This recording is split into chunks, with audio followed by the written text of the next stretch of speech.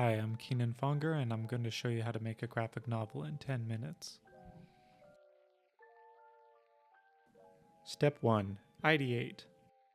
Start with your basic story elements. Create a premise, a basic idea of what your story is about. Below is the premise I used for my graphic novel.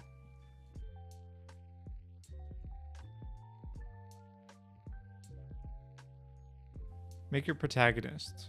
Who is our main character or characters? Who are we supposed to root for? What's their goal?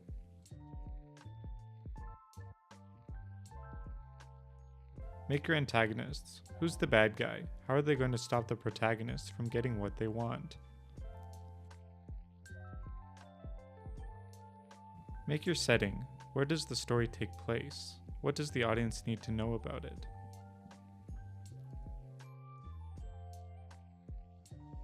Decide the conflict. What are the protagonists after, and what are the antagonists doing to stop them? How will they overcome this?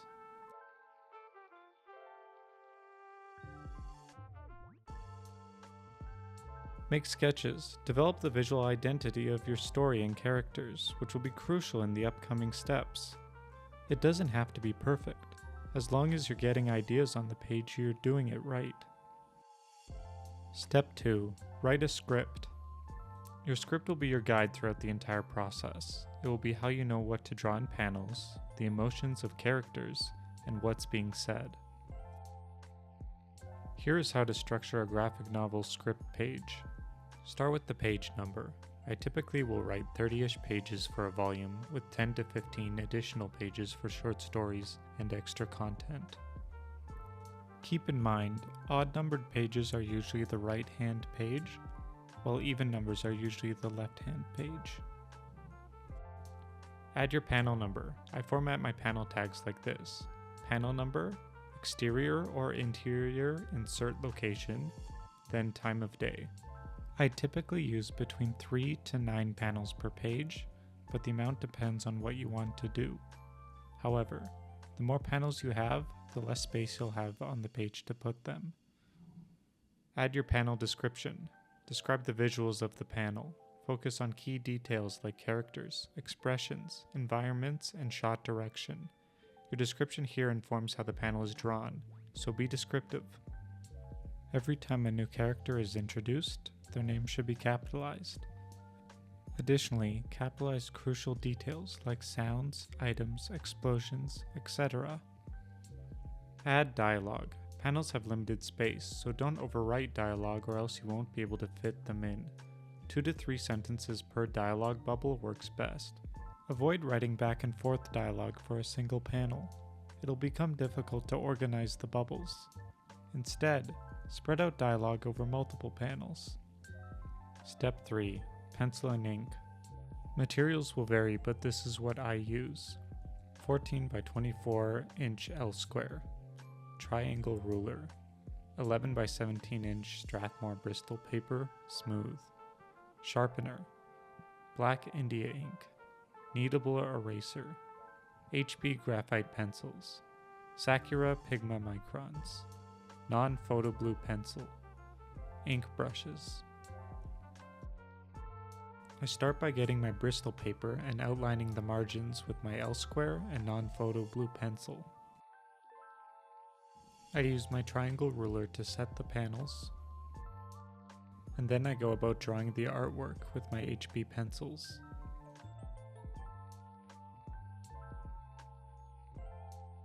Once the page is penciled, I ink it with my micron pens.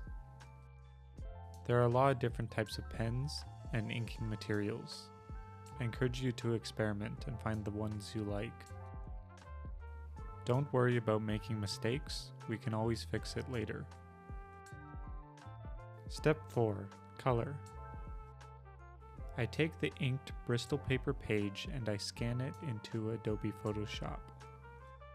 I stitch together the scans. I clean up the page and add panels.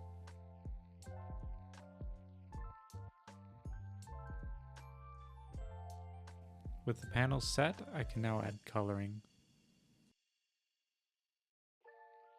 This process is different for everyone.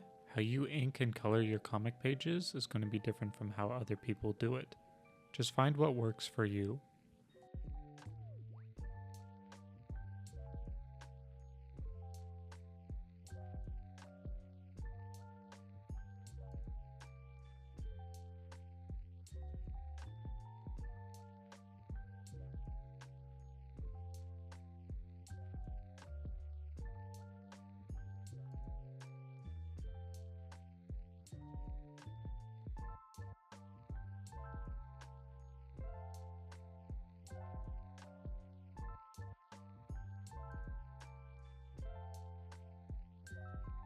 Step 5. Add speech bubbles. I use Adobe Illustrator to add all my speech bubbles. I import the Adobe Photoshop document and then add the text over top.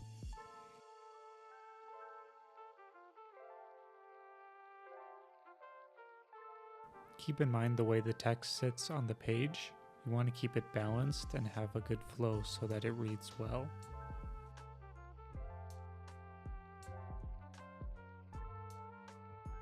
Sometimes you will have to adjust your script to accommodate for the way the page has been made.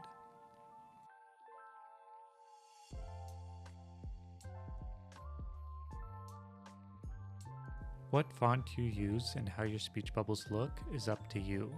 I encourage you to look at other graphic novels, find ones that you like, and take inspiration from them.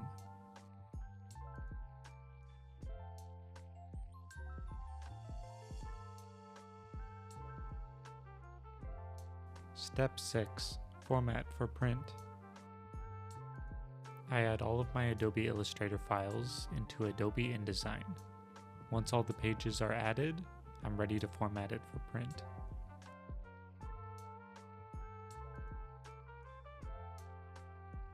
Keep in mind these important print settings when you're sending it to print. There are two color modes, RGB and CMYK. If you intend to print, use CMYK. When exporting, export as an Adobe PDF press quality, export as spreads, check crop marks and bleed marks, check use document bleed settings, make sure the settings are applied to the document setup. I use 0.125 inches for my bleed. Depending on your printing specifications, some details may be different. Consult with printing personnel to confirm what you need to provide. Once I have the print file created, I double, triple, and quadruple check it for any mistakes. It's extremely important that all the pages look like they should and there are no spelling mistakes in the text. Once you're happy with it, you can now send it to the printers and they can help you with the rest of the process. Step 7. Print. After all that hard work, you'll get to see the fruit of your labors. It took me a long time to learn how to make a graphic novel, and I made plenty of mistakes. Even after the first print, you may want to go back and change things like the art, the text, the graphics. That's all a part of the process.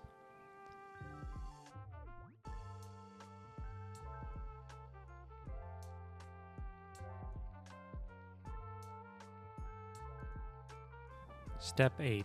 Make it your own.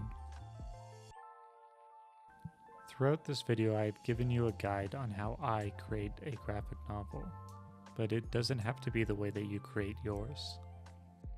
If you want to take yours in a different direction, do so. Use different sizes, use different materials, use different story structure. You have the freedom to create your graphic novel however you would like it to be. Knowing the rules and the fundamentals are important, but there is no right way to make a graphic novel. This video serves as a foundation for getting started, but where you take it is up to you.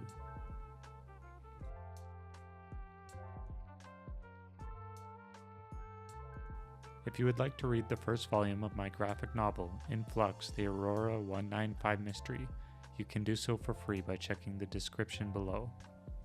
It's a sci-fi fantasy adventure following a group of supernatural bounty hunters as they pursue a run-of-the-mill bounty, only to stumble across the breadcrumbs of an even greater mystery. There's monsters and robots and ray guns, and it's a whole bunch of fun. and there are more volumes on the way. Thank you for watching. If you have any questions, please let me know in the comments below.